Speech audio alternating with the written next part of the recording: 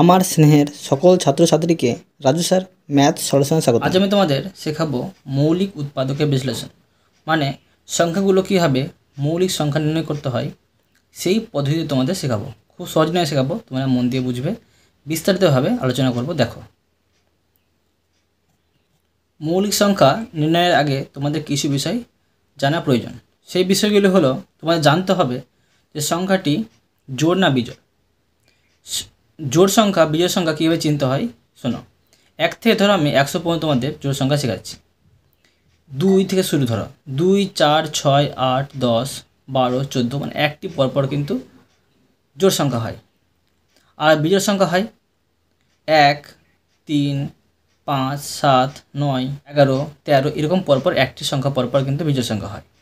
তো তোমরা মনে রাখবে যে সংখ্যাটি ছোটোই হোক কিংবা বড়ই হোক, যতই বড় হোক, যে অঙ্কেরই হোক না কেন, 2 অঙ্কের, 3 অঙ্কের, 5 অঙ্কের, যত বড়ই হোক না কেন, সংখ্যাটি শেষে যদি দেখো 0, 2, 4, 6, 8, ধরো সংখ্যাটি ধরো 4, 6, 8, এত বড় সংখ্যা, মানে 468।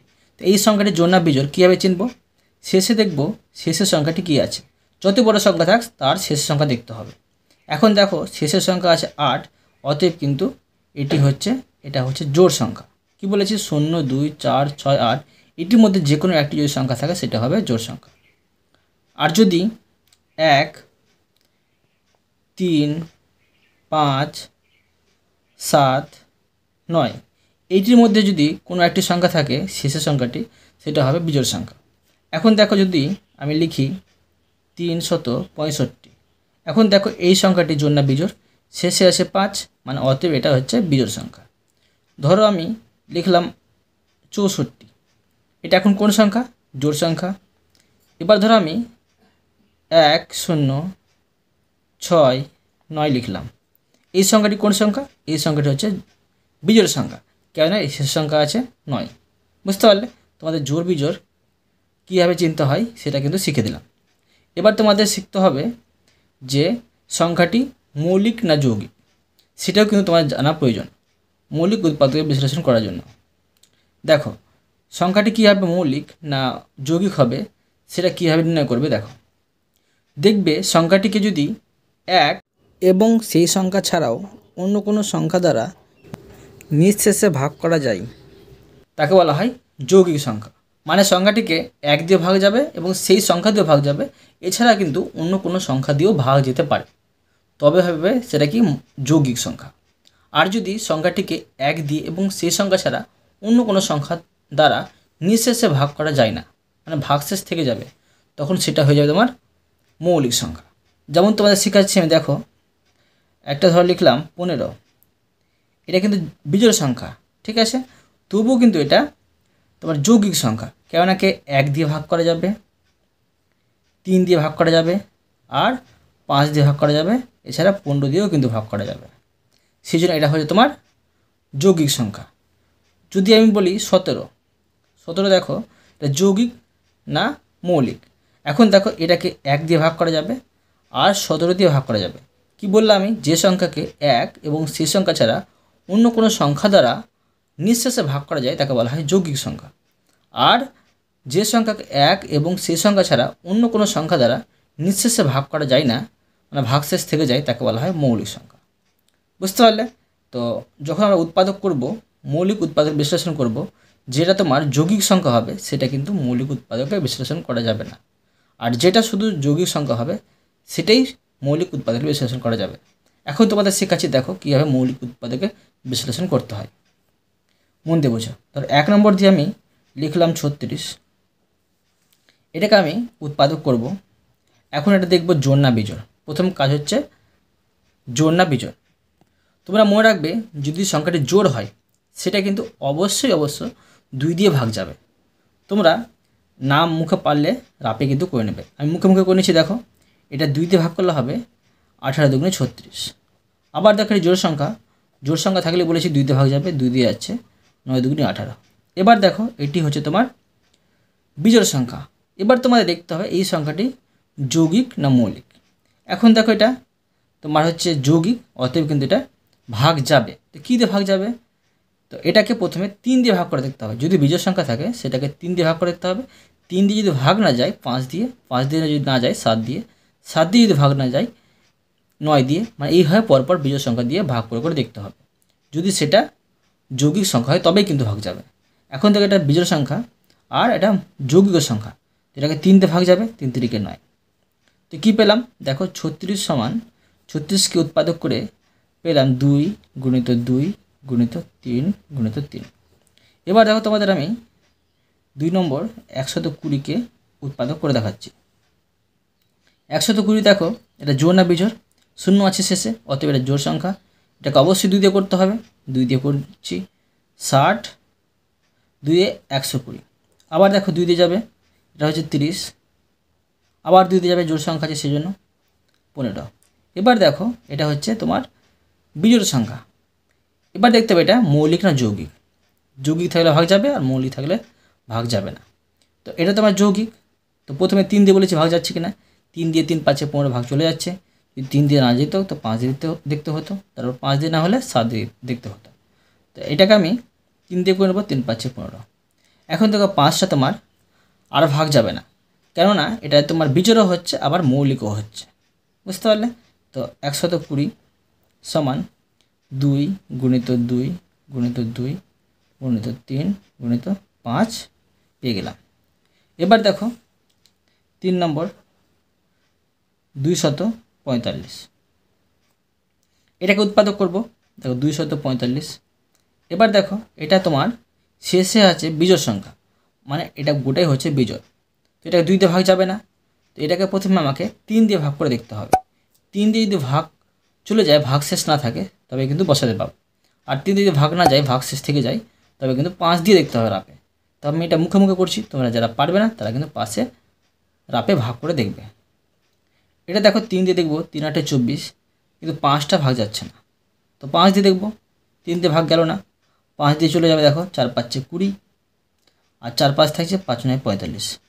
এখন এটা বিজোড় সংখ্যা, বিজোড় সংখ্যাও এবং এটা যৌগিক সংখ্যাও, সেই জন্য এটা ভাগ যাবে। কয় দিয়ে যাবে? 3 দিয়ে যাবে না, 5 দিয়ে যাবে না, 7 দিয়ে দেখবো, হ্যাঁ 7 দিয়ে যাচ্ছে, 7 7 49।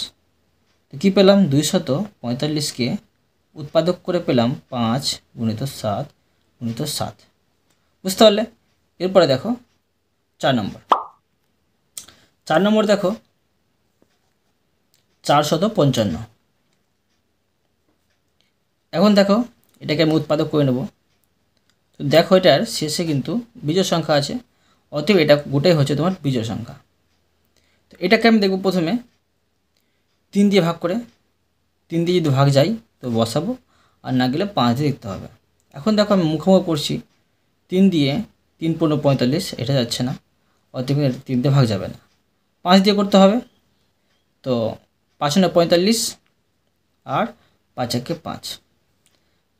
এখন দেখো 91টা বিজোড় সংখ্যা, এটাকে দেখো প্রথমে 3 দিয়ে যাচ্ছে কিনা, 3 দিয়ে দেখো, 3 3 9, তারপরে যাচ্ছে না, 5 দিয়ে যাচ্ছে না, 7 দিয়ে দেখো, আর 7 দিয়ে চলে যাবে, 7 13 91, বুঝতে পারলে? এইভাবে তোমাদের করতে হবে। তো 455কে উৎপাদক করে পেলাম 5 গুণিত 7 গুণিত 13। এবার দেখো 5 নম্বর। 5 নম্বরে আমি শেখাবো তোমাদের 1764কে উৎপাদক করে। তো 1764কে উৎপাদক করছি। দেখো এটা দেখো শেষে জোড় সংখ্যা আছে, কি বলেছি আমি? জোড় সংখ্যা থাকলে অবশ্যই 2 দিয়ে ভাগ যাবে, 2 দিয়েই করতে হবে। 2 দিয়ে করে নিচ্ছি। এটা হচ্ছে তোমার 8 দুগুণে 16, আবার হচ্ছে 8 দুগুণে 16, আর 2 দুগুণে 4। আবার দেখো শেষে 2 আছে, জোড় সংখ্যা, 2 দিয়ে যাবে, 4 দুগুণে 8, 4 দুগুণে 8, আর শেষে 2 আছে, তো 2 1 2। এবার দেখো এটা কিন্তু বিজোড় সংখ্যা শেষে, মানে গোটাই বিজোড় হলো। তবে এখন দেখো 3 দিয়ে প্রথমে দেখবো, 3 1 3, আবার 3 4 12, হ্যাঁ 3 দিয়ে চলে যাচ্ছে, কিন্তু তোমরা রাপে কিন্তু দেখতে পারো ভাগ করে। 3 দুগুণে 3 1 3, আর 3 4 12, 2 1 থাকে, 3 7 21। আবার দেখো এটা বিজোড় সংখ্যা, তো আবার দেখতে হবে 3 দিয়ে যাচ্ছে কিনা, 3 4 12, হ্যাঁ 3 দিয়ে চলে যাচ্ছে, 3 4 12, 2 আর 7 থাকছে, তো 3 9 27। এবার দেখো এটা শেষে আছে বিজোড় সংখ্যা, এটাকে 3 দিয়ে দেখো। প্রথমে 3 দিয়ে দেখো যাচ্ছে না, 5 দিয়েও যাচ্ছে না, 7 দিয়ে যাবে, 7 7 49। কী পেলাম? 1764কে উৎপাদক করে পেলাম 2 × 2, 3 × 3 আর 7 × 7। বুঝতে পারলে? এবার দেখো 6 নম্বর। 6 নম্বর তোমাদের শেখাবো আমি 9801। 9801কে উৎপাদক করে দেখাচ্ছি। দেখো প্রথমে কিন্তু এখানে দেখো শেষে 1 আছে, মানে বিজোড় সংখ্যা। অতএব এটাকে 3 দিয়ে প্রথমে দেখতে হবে। 3 দিয়ে যদি না যায় 5 দিয়ে, 5 দিয়ে নাহলে 7 দিয়ে হবে। তো 3 দিয়ে করছি আমি। দেখো 3 দিয়ে চলে যাচ্ছে, মুখে মুখে দেখতে পাচ্ছি চলে যাচ্ছে। তোমরা কিন্তু না, তোমার আপে কিন্তু ভাগ করে দেখবে। 3 দিয়ে করছি, 3 3 9, তারপরে 8 থাকছে, 3 2 6, 2 আর 0 থাকছে, আর কত হবে 318, আর 2 আর 1 থাকছে, 3 7 21। আবার দেখো শেষেরটা তোমার বিজোড় সংখ্যা, 3 দিয়ে আবার দেখতে হবে যাচ্ছে কি না। 3 দিয়ে চলে যাচ্ছে, দেখতে পাচ্ছি মুখে মুখে। 3 1 3, আর 2 আর 6 6 থাকছে, তো একটি 0 আসবে এখানে। দুটি সংখ্যা ধরছি পরপর, সেই জন্য এটা হবে 3 8 24, 2 আর 7 থাকছে, 3 9 27। আবার দেখো শেষে আছে বিজোড় সংখ্যা, তো এটাকে আমি 3 দিয়ে আবার দেখব। 3 দিয়ে দেখো 3 3 9, 1 আর 8 থাকছে, 3 6 18, আর 3 3 9। আবার দেখো এটা 3 দিয়ে চলে যাবে, 3 1 3, 3 2 6, আর 3 1 3। এখন দেখো এটা বিজোড় সংখ্যা, 3 দিয়ে দেখো যাচ্ছে না, 5 দিয়ে যাচ্ছে না, 7 দিয়ে দেখো যাচ্ছে না, 9 দিয়েও যাচ্ছে না, 11 দিয়ে দেখবো। হ্যাঁ, 11 দিয়ে চলে আসে। 11কে 11 দিয়ে গুণ করা হয় 121। বুঝতে পারলে? তো কী পেলাম? 9801কে উৎপাদক করে পেলাম 3 × 3 × 3, তারপরে আবার 3 × 11 × 11। তোমরা কিন্তু এইভাবেই উৎপাদক করবে, তবে কিন্তু সহজেই উৎপাদকে বিশ্লেষণ করতে পারবে। ঠিক আছে, আমি তোমাদের এই পর্যন্ত অঙ্ক শেখালাম। তোমাদের কোথাও যদি সমস্যা থাকে আমাকে কমেন্টে জানাবে, আমি তার জন্য ভিডিও নিয়ে আসবো বা অ্যান্সার দেওয়ার চেষ্টা করব। আর অবশ্যই তোমরা এই ভিডিওতে লাইক করে দেবে এবং পরবর্তী অঙ্কের জন্য চ্যানেলটিকে সাবস্ক্রাইব করে নেবে। ধন্যবাদ।